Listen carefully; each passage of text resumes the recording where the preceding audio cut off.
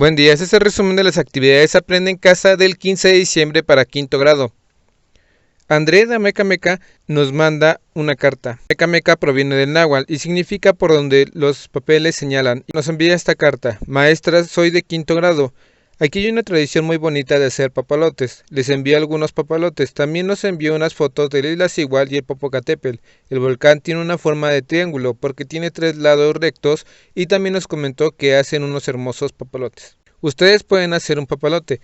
Vamos a tomar la punta de la hoja y la vamos a doblar hasta el otro extremo. Después vamos a quitar el extremo de la hoja que nos sobra. Nos quedamos con un cuadrado. Por último, doblen la hoja a la mitad. De esta manera desdoblamos y tenemos un cuadrado formado por 2 triángulos. El triángulo de Tom, el amarillo, le quedó diferente al de Juan, en naranja. Ambos triángulos son similares porque tienen un ángulo recto de 90 grados. Se llaman triángulos rectángulos. Entonces sabemos que si doblamos o cortamos nuestro triángulo, formaríamos una diagonal y obtenemos un triángulo rectángulo. Se pueden clasificar por su medida de sus lados o sus ángulos. De acuerdo a la medida de sus lados, el equilátero tiene 3 lados iguales. El triángulo isósceles tiene 2 lados iguales y el escaleno no tiene lados iguales. Aquí podemos observar un triángulo rectángulo y también isósceles. Los de Juan Carlos también son triángulos rectángulos y es escaleno. Recordemos que una línea perpendicular son rectas que se cortan y tienen un ángulo recto de 90 grados. Para medir la altura de un triángulo de acuerdo a las características de sus lados en un equilátero, vamos a marcar con rojo la base. Ahora localizaremos su vértice opuesto y la colocamos de azul.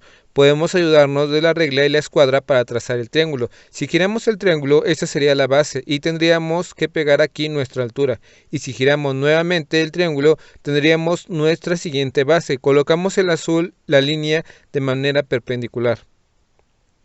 Ahora vamos a trazar la altura de un triángulo del papalote. Se trata de un triángulo isósceles. Tiene 2 lados iguales y uno diferente. Primero lo localizamos la base y el vértice opuesto para localizar la altura.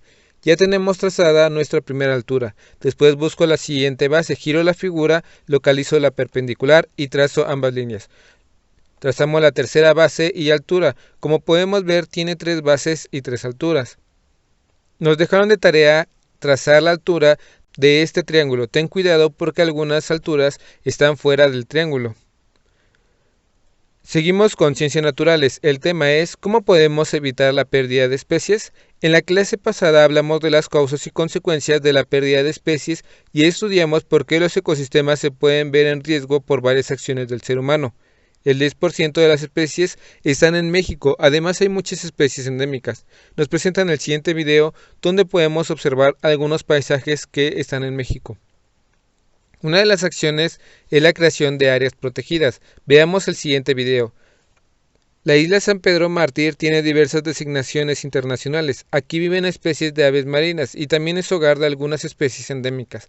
La rata negra habitó la isla y la retiraron, así como el zacate, ya que perjudicaban el ecosistema de la isla. En las áreas protegidas se protegen las plantas, animales y en general todo el área. En estas zonas está prohibida la caza de animales. Es importante reflexionar que muchas de las acciones que dañan las especies es creada por el ser humano. También podemos evitar la deforestación, ya que los árboles y plantas generan todo el oxígeno para que podamos respirar. ¿Sabías que en México contamos con guardabosques quienes realizan tareas para preservar las áreas? Debemos de consumir de manera responsable. Modera tu consumo y compra productos con bajo impacto. Si quieres ser un consumidor responsable, conoce, reflexiona y conserva. Eso lo podemos hacer desde nuestra casa y podemos elegir productos que no dañen el medio ambiente. También podemos promover planes para la reproducción de especies en cautiverio. Por ejemplo, el ajolote mexicano está en peligro de extinción debido a la contaminación que tiene el agua. Al tener una especie en cautiverio, se garantiza su preservación. Vamos a cuidar a ajolisto. En resumen, esto es lo que debemos hacer para evitar la pérdida de especies. Prohibir la caza, evitar la deforestación de los diferentes ecosistemas, delimitar las áreas protegidas y reservas naturales, poner en práctica acciones de consumo responsable, promover planes para la reproducción en cautiverio. El reto de hoy es el siguiente. Realiza una campaña para informar a las personas de tu comunidad la importancia de preservar las especies. Elige un animal o planta que hayas registrado en tu diario de campo. Con la información y dibujos que registraste, elabora folletos con información sobre las características de este ser vivo y algunas acciones para su conservación. Comparte tus folletos con algunas personas de tu comunidad y explícales la importancia de cuidar los ecosistemas.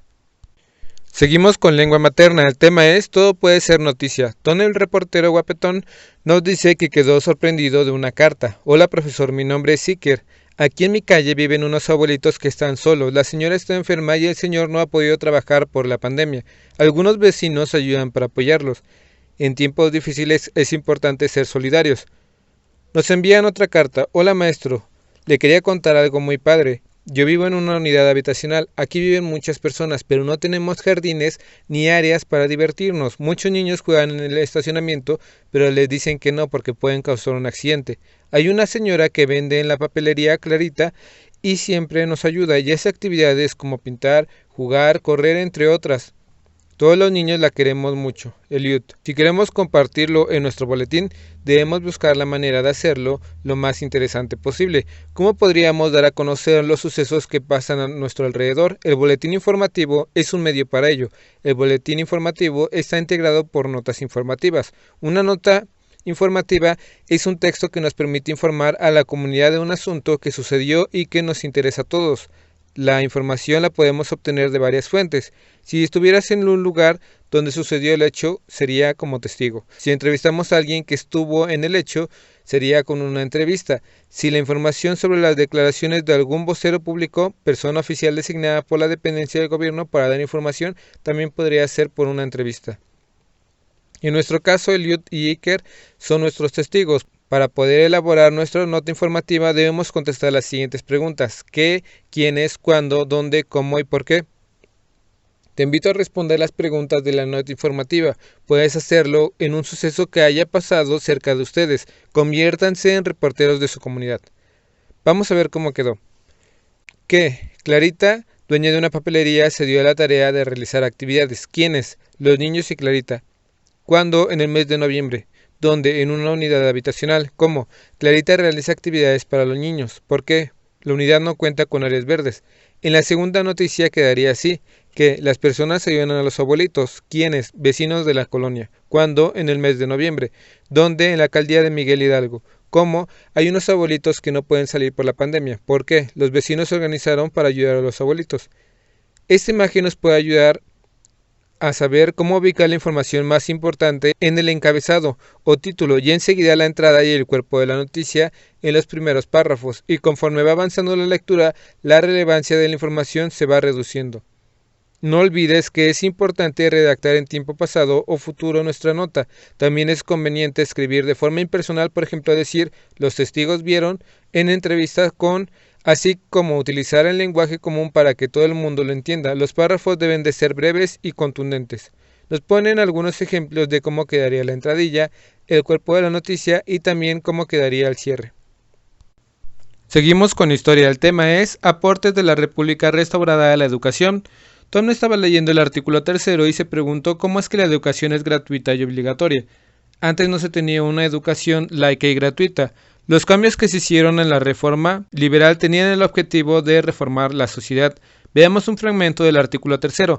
Toda persona tiene derecho a la educación. El Estado impartirá y garantizará la educación básica.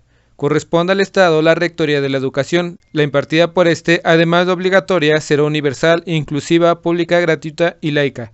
¿A qué se refieren todos estos términos? Educación obligatoria y universal se refiere a que todos tenemos derecho a la educación. Cuando la educación es inclusiva, se refiere a que toma en cuenta a todos los alumnos que son especiales, y el sistema educativo debe adaptarse para que sea para todos.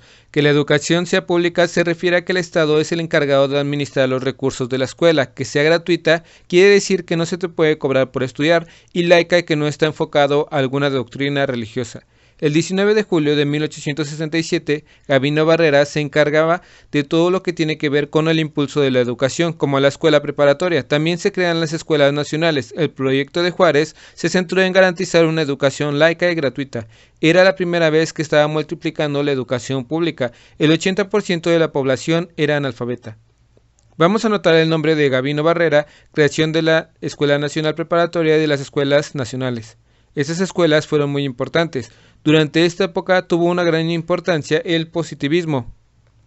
Vamos a ver una imagen. Son algunos estudiantes de la Escuela Nacional Preparatoria. Otro aporte es que se multiplicó el número de escuelas. Se busca que el Estado impulse la escuela primaria uniforme y laica. Como vimos en el video, el 80% de la población mexicana era analfabeta. Una última característica es que junto con el impulso de la educación científica y la educación cívica era fundamental para la conciencia nacional. El reto de hoy es el siguiente.